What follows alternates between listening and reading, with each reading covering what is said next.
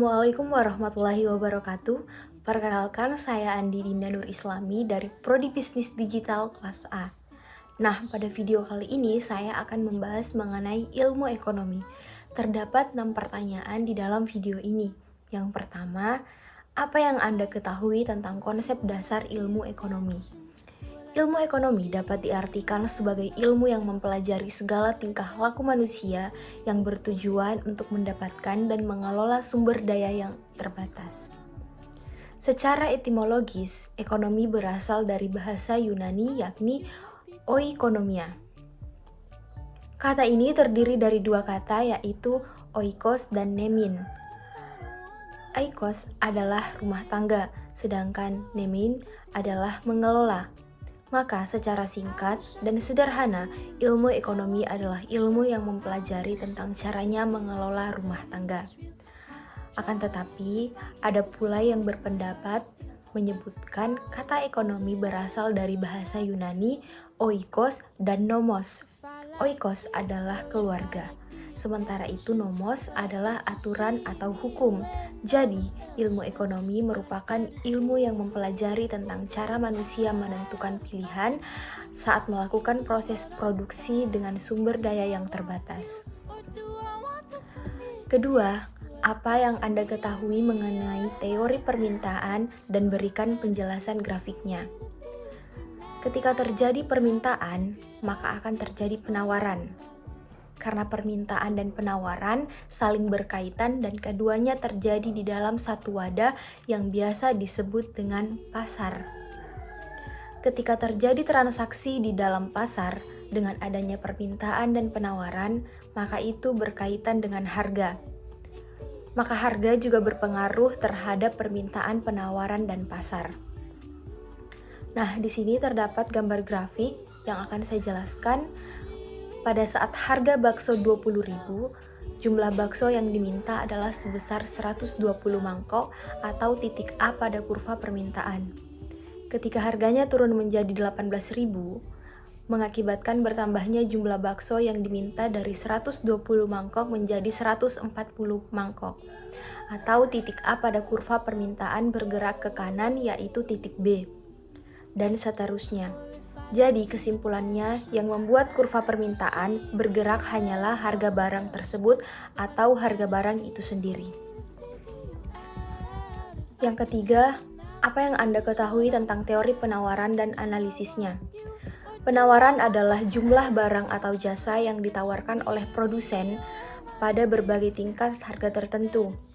Model penawaran dan permintaan digunakan untuk menentukan harga dan kualitas yang terjual di pasar.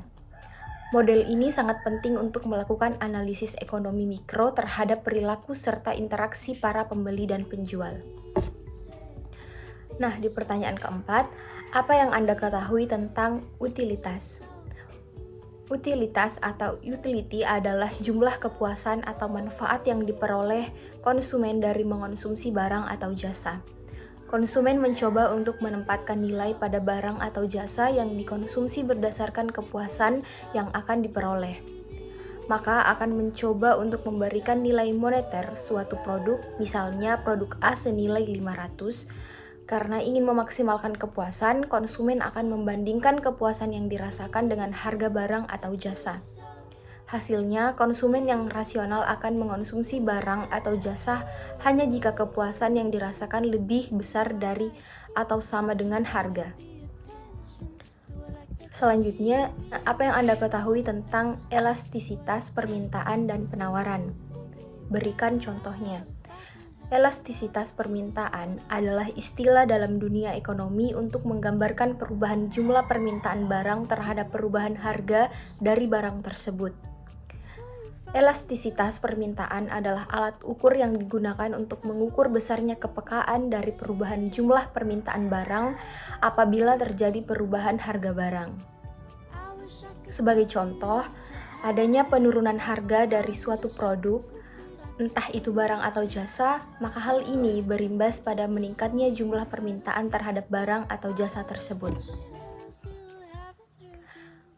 Elastisitas penawaran didefinisikan sebagai derajat kepekaan jumlah penawaran suatu barang dengan harga barang itu sendiri. Elastisitas penawaran mengukur persentase perubahan jumlah penawaran yang terjadi akibat persentase perubahan harga. Sebagai contoh, jika harga sebuah barang naik 10%, jumlah penawarannya 20%, maka koefisien elastisitas penawarannya adalah 20% atau 10% sama dengan 2%.